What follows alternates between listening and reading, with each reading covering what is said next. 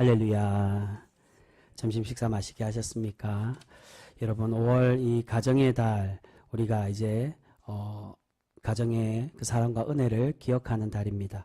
날씨가 많이 따뜻해졌는데 이제 따뜻하다 못해 오늘 벌써 반팔을 입으신 분도 있는데 이제 낮에는 굉장히 많이 무덥습니다. 그래도 아직 새벽과 아침에는 일교차가 심해서 감기 걸리기 쉬우니까 항상 건강 조심하시고 우리가 서로 신앙 안에서 서로를 챙기고 사랑하는 신앙의 가족 모두가 되실 수 있기를 소망합니다. 그리고 우리의 가정 또한 그 소중함을 우리가 다시금 이 한 달 동안 느끼고 깨닫고 하나님께 영광 돌리며 기뻐하며 살아가는 그러한 이 5월 한 달 되실 수 있기를 주님의 이름으로 축복합니다. 여러분, 오늘 말씀에서 예수님께서 로마의 황제의 얼굴이 새겨진 동과 하나님의 곳과 분리해서 드리라고 우리에게 말씀하고 있습니다. 우리 그 말씀 먼저 오늘 초반인 15절과 16절 말씀부터 우리 같이 읽겠습니다. 15절과 16절 말씀 우리 같이 읽습니다. 시작. 이에 바리새인들이 가서 어떻게 하면 예수를 말의 올무에 걸리게 할까 상의하고 자기 제자들을 헤롯 당원들과 함께 예수께 보내어 말하되 선생님이여 우리가 아노니 당신은 참되시고 진리로 하나님의 도를 가르치시며 아무도 거리끼는 일이 없으시니 이는 사람을 외모로 보지 아니하심이니이다. 아멘. 지금 바리새인들의 제자들과 헤롯의 당원들, 이 헤롯의 추종자들이 함께 예수님께 찾아와서 예수님께 질문을 하려고 하고 있습니다. 그런데 처음에는 오늘 16절에 보시면 처음에는 이들이 예수님께 어떻게 이야기합니까? 예수님을 좋은 선생님으로 그렇게 칭찬을 하고 있습니다. 그런데 이 칭찬은 사실 정말 예수님을 존경해서 하는 칭찬이 아니라 당연히 예수님을 올무에 함정에 빠뜨리기 위한 그러한 칭찬이라고 할 수 있습니다. 그래서 오늘 초반 15절에 보시면 올무에 걸리게 할까 서로가 상의를 했다는 겁니다. 특히나 16절 끝에 보시면 아무도 아무도 꺼리는 일이 없으시니 이는 사람을 외모로 보지 아니하심인다라고 예수님을 칭찬하고 있습니다. 이 말은 예수님은 부나 또는 명예, 권력에 신경 쓰지 않는 분이시기 때문에 당연히 우리가 질문했을 때 그 어떤 것에도 거리낌 없이 담대하게 당당하게 그렇게 말씀할 것으로 예상하여 칭찬하는 겁니다. 예수님 그렇게 우리에게 대답을 해주셔서 그렇게 대답하시면 우리가 그 대답에 따라 당신을 올무에 걸어서 넘어뜨리려고 하겠다는 것입니다. 그런데 그 올무를 위한 질문으로 오늘 이 바리새인들의 제자들과 또한 헤롯의 추종자들이 로마에 내는 세금에 관한 질문을 예수님께 하고 있습니다. 우리 그 말씀도 보겠습니다. 17절 말씀입니다. 17절 말씀 같이 읽습니다. 시작. 그러면 당신의 생각에는 어떠한지 우리에게 이르소서. 가이사에게 세금을 바치는 것이 옳으니까 옳지 아니하니까 하니. 여러분, 이 질문이 왜 올무가 되는 그러한 질문일까요? 지금 예수님과 함께 있는 사람들은 바리새인들의 제자들과 헤롯의 추종자들, 헤롯의 당원들이라고 그렇게 설명합니다. 사실은 이들은 평소에 같이 있거나 같이 행동하고 또한 같이 상종하는 사람들이 아닙니다. 서로가 상극에 있는 사람들이라는 겁니다. 왜냐하면 헤롯의 추종자들은 어떤 사람들입니까? 로마를 따르고 로마에 아부하는 사람들, 로마의 정치에 그곳에 함께 그 정치에 동조해서 로마를 지지하는 사람들이 헤롯의 당원들입니다. 그런데 그와 반대로 바리새인들은 어떻습니까? 그런 로마의 추종자들을 매국노라고 욕하며 이들과 상종하지 않는 사람들이라는 겁니다. 유대인들과 바리새인들이 세리를 죄인이라고 욕하는 이유가 바로 이곳에 있습니다. 사람들의 그 가진 돈을 착취해서 로마에 바치고 또는 자신들의 배를 불리기 때문에 세리들을 단순히 세금을 거두는 사람이 아니라 매국노이며 죄인이라고 욕을 합니다. 특히나 바리새인들은 로마에 세금을 내는 것에 대해서 매우 굉장히 부정적으로 생각을 하고 있었습니다. 왜냐하면 로마에 내는 세금이 그 세금의 돈에 무엇이 있다고 말씀합니까?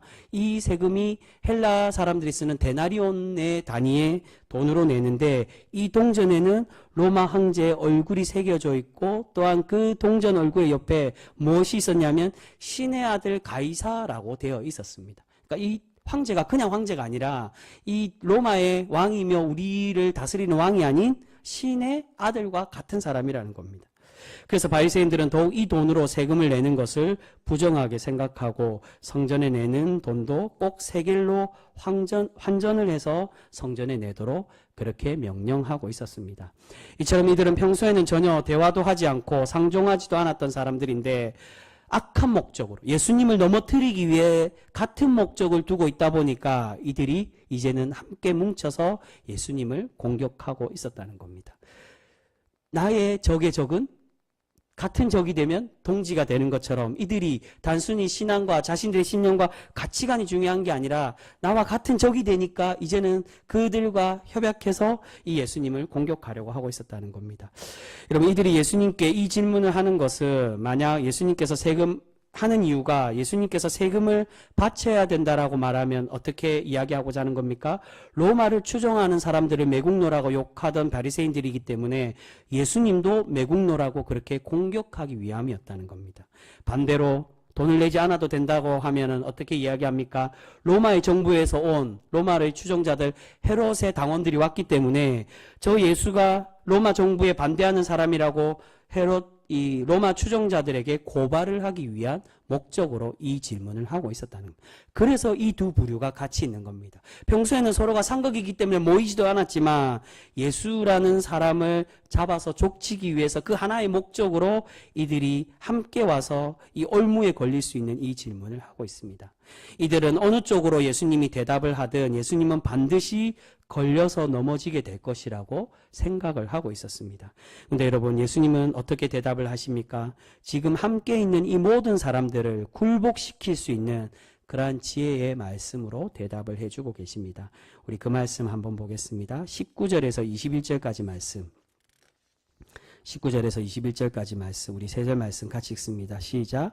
세금 낼 돈을 내게 보이라 하시니 데나리온 하나를 가져왔거늘 예수께서 말씀하시되 이 형상과 이 글이 누구의 것이냐 이르되 가이사의 것이니이다. 이에 이르시되 그런즉 가이사의 것은 가이사에게 하나님의 것은 하나님께 바치라 하시니. 아멘. 여러분, 지금 예수님은 동전에 새겨져 있는 사람이 로마 황제이기 때문에 황제의 것은 황제에게 바치고 황제에게 주고 하나님의 것은 하나님께 드리라고 명쾌한 대답을 주고 계십니다. 여러분, 이 지혜 말씀으로 함께 있던 사람들이 놀랍게 여기고 아무도 예수님의 이 대답에 대꾸를 하지 못하고 있습니다. 근데 여러분, 이 말씀을 단순히 표면적으로만 보면 정말로 반론하지 못할 만큼의 그런 지혜로운 대답이라고 할 수 있을까요? 사실 표면적으로만 보면 그렇게 지혜로운 대답처럼 보이지가 않습니다. 왜 그렇습니까? 결국 황제에게 세금을 내라고 말하는 것이기 때문에 이 바리새인들의 입장에서 보면 매국노와 같은 그런 대답으로 생각할 수가 있었다는 겁니다. 그래서 많은 성경의 학자들, 설교가들이나 이 성경 해설가들은 이 말씀이 세상과 교회를 분리하라는 말씀으로 그렇게 해석하는 경우들이 많이 있습니다. 또는 반대로 세상과 분리하라는 그 말씀이거나 아니면 지금 세금을 내라고 하기 때문에 바울과 베드로가 서신에서 그렇게 권면하고 있는 것처럼 세상 권력에 복종하라는 그런 말씀으로 예수님이 우리에게 말씀하는 것으로 생각을 많이 한다는 겁니다. 근데 여러분, 표면적으로만 본다면 이 말씀은 지혜의 말씀이라고 할 수 없습니다. 이 두 가지 중에 하나인 것처럼 보입니다. 그런데 이 말씀은 결코 그런 뜻이 아니라는 겁니다.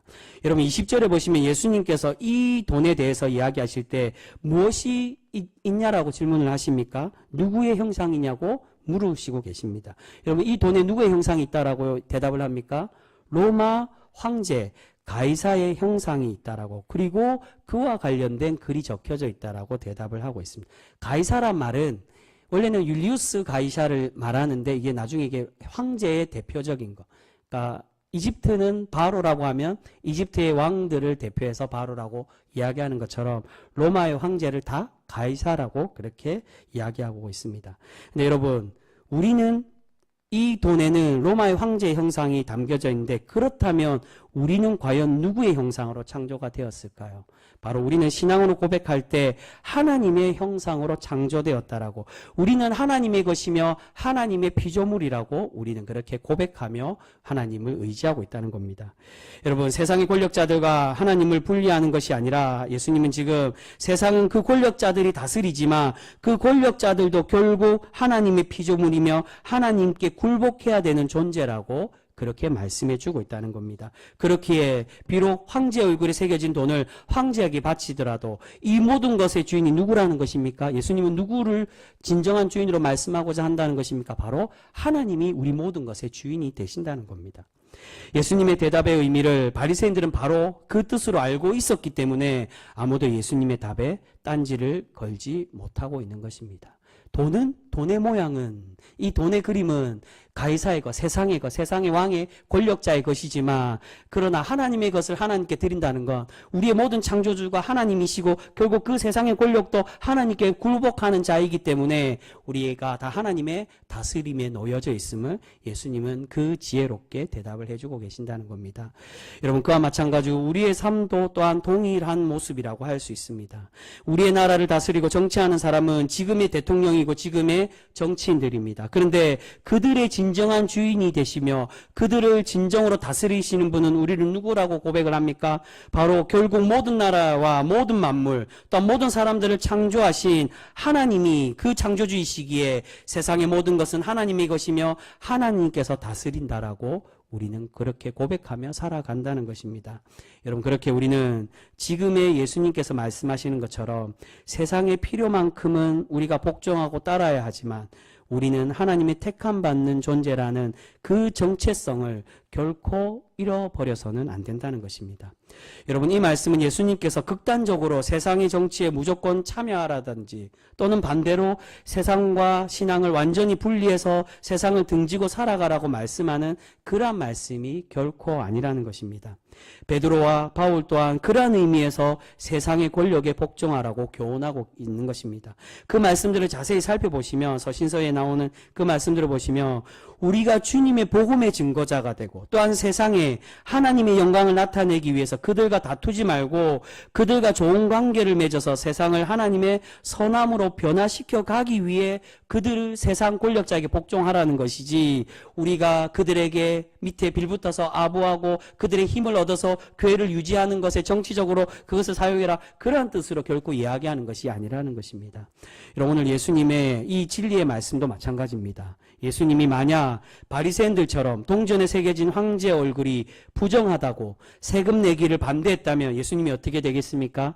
정치적인 왕, 사람들을 세상의 권력으로 선동하는 사람이 될 수밖에 없다는 것입니다. 하지만 예수님은 세금을 내라고 말씀하시는 것은 그들의 권력에 대항하여 싸우지 말라는 것입니다. 왜냐하면 복음을 위해서입니다. 그들과 다투고 싸워서 전쟁하며 결국 그들에게 선한 모습으로 그들을 변화시켜가고 하나님의 선한 영향력을 끼치는 하나님의 복된 사람들이 아니라 그들과 전쟁하는, 다투고 싸우고 전쟁하는 그러한 사람으로 될 수밖에 없기 때문에 세상의 빛의 자녀로 모범되지 못하기 때문에 그들과 싸우지 말라는 것입니다.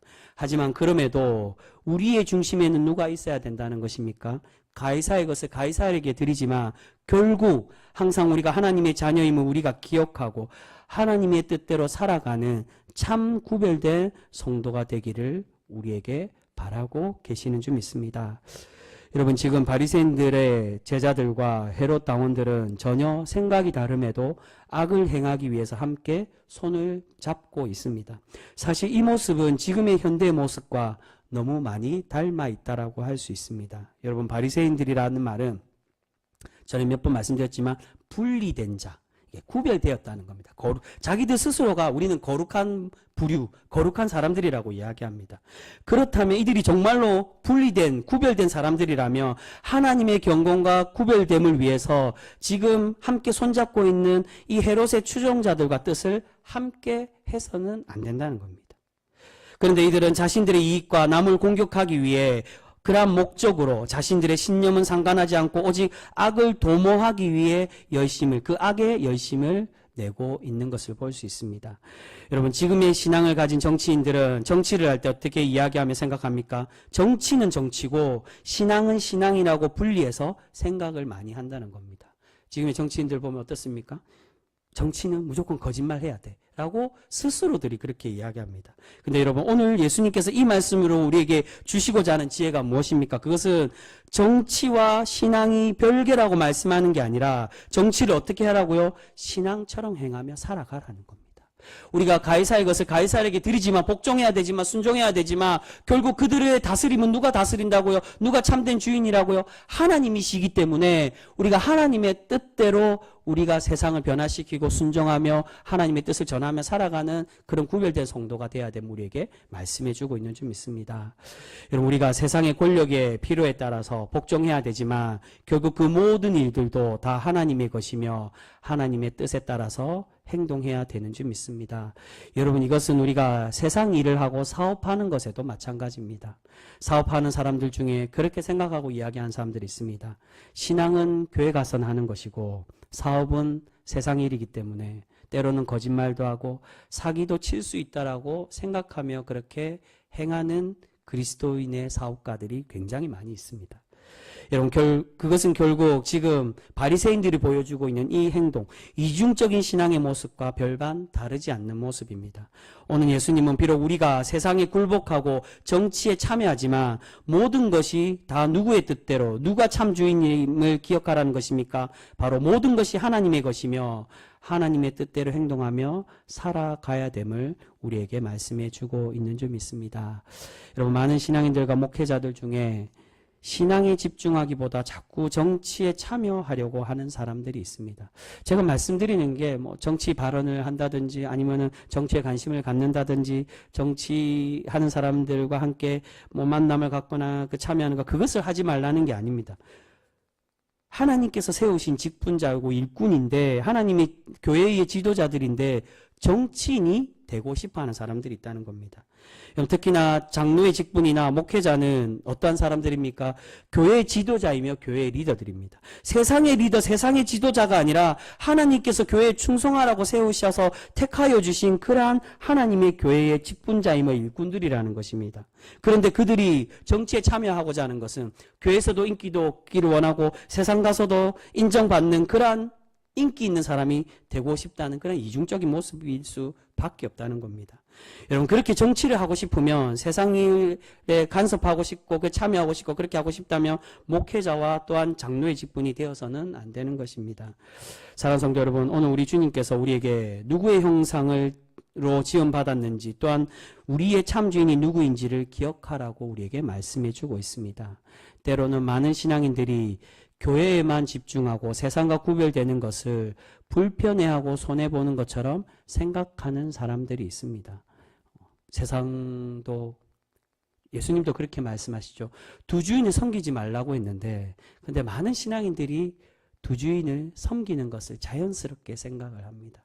교인으로서 살아가지만 여전히 세상 사람들이 하는 거 다 하고 싶어하고 그대로 따라해도 주님이 이해하시겠지. 여러분, 정말 우리가 입장 바꿔서 우리 하나님이 우리가 그렇게 살아갈 때 정말 다 이해하고 그렇게 용서한다고 그렇게 말씀하실까요? 사랑하고 용서하시겠지만 그 모습을 결코 아름답게 보시지 않는다는 겁니다. 제가 계속 말씀드리는 게 뭡니까? 그럼에도 불구하고 우리를 사랑하는 자녀로 삼으시지만 우리를 진정한 구원의 백성이 되기 위해서는 우리에게 무엇이 필요하다고요? 거듭난 성령의 하나님의 은혜로 거듭난 변화된 성숙된 신앙인의 모습으로 우리는 날마다 살아가려고 노력하는 사람이 되어야 된다는 것입니다. 여러분, 사실 저도 이렇게 말씀드리지만 저도 더 젊고 어렸을 때는 이와 동일한 생각을 한 적이 있습니다. 이렇게 답답하게 어떻게 신앙생활 평생을 하지? 교회에 그렇게 거룩하지 않은데 저 자신도 거룩한 척하면서 어떻게 바른 신앙인처럼 어떻게 그렇게 답답하게 평생을 살아가지라고 생각했던 젊고 철없는 시절이 있었습니다. 그러나 여러분, 베드로 사도가 우리에게 어떻게 권면하며 말씀합니까? 우리는 이 땅의 원주민이 아니라 이 땅에서 어떤 존재라고요? 나그네라고 말씀합니다. 우리가 그렇기에 이 땅에서 나그네이기 때문에 우리가 진정으로 바라봐야 하고 우리가 돌아가야 할 곳은 이 세상이 아닌 하나님께서 예배해 놓으신 하늘나라의 소망을 품으며 그곳에 하나님께서 구별되게 우리를 택하여 주시고 불러주신 하늘나라의 상속자임을 기억하라고 우리에게 권면하며 말씀해 주고 있습니다. 여러분, 잠시 잠깐 살다가 썩어 없어질 세상에 미련을 두고 아까워해서는 결코 안 됩니다. 우리가 세상에 미련을 두다 보면 우리가 자칫 하나님의 영원한 나라를 잃어버릴 수도 있게 되어진다는 것입니다. 여러분, 이것은 물질의 의미에서도 마찬가지입니다. 예수님께서 황제의 돈은 황제에게, 하나님의 것은 하나님의 드리라는 의미는 내 것과 하나님의 것으로 나누라는 말씀이 아니라 결국 우리가 필요에 따라 세상 살아가는 곳에 그곳에서 우리가 사용은 하지만 이 모든 것의 주인이 누구인지를 깨닫고 믿으라는 것입니까? 이 모든 것을 세상을 위해 또한 나의 삶을 위해 나의 필요에 위해 쓰지만은 그럼에도 불구하고 이 모든 것의 주인은 하나님이심을 너희가 인정하고 깨닫고 그렇게 고백하며 살아가는 백성이 되라고 우리에게 말씀해 주고 있다는 겁니다. 그런데 많은 신앙인들이 현대의 신앙인들이 11조를 드리고 하나님께 예물을 드리고 주님의 것이라고 말은 하지만 그것을 떼어서 정성모아 먼저 떼어서 드리는 것에 아까워서 어쩔 줄 몰라 하는 이들이 너무나도 많이 있다는 겁니다. 여러분, 우리가 가지고 있는 물질이 우리가 그러한 생각으로 살아간다면 과연 그 물질이 누구의 것이라고 우리가 고백하며 살아가는 것이겠습니까? 정말로 우리가 하나님의 것이라고 믿고 하나님께서 주신 은혜이고 복이라고 믿는다면 결코 아까워할 수가 없다는 겁니다. 지금 예수님은 황제의 것과 하나님의 것으로 분리해서 그렇게 나누어 드리라는 게 아니라 필요한 것에 우리가 써야 되지만 세상에도 써야 되고 필요한 것에 써야 되지만 그러나 그 모든 것이 하나님께서 주관하신 것임을 믿고 깨닫고 고백하며 살아가기를 우리에게 바라고 계십니다. 우리가 그러한 정체성과 주인의식이 없다면 결국 하나님의 더 큰 상급과 하늘나라의 소망을 잃어버릴 수밖에 없게 되는 것입니다. 사랑하는 성도 여러분, 우리의 모든 것의 주인 되신 하나님께 우리가 순종하고 하나님 말씀 뜻대로 살아가는 우리 복된 성도 모두가 되실 수 있기를 소망합니다. 우리가 그렇게 세상과 하나님을 분리하지 않고 세상의 모든 사람들과 또한 세상의 모든 것을 하나님의 것으로 믿고 그렇게 온전히 하나님께 올려드릴 때 하나님께서 우리의 삶을 기뻐 받아주시고 우리에게 날마다 복 내려 주실 줄 믿습니다. 여러분, 그러한 참 신앙인의 삶으로 하나님의 충만한 복을 누리는 그런 위기한 성도 모두가 되실 수 있기를 주님의 이름으로 축복합니다. 기도하겠습니다.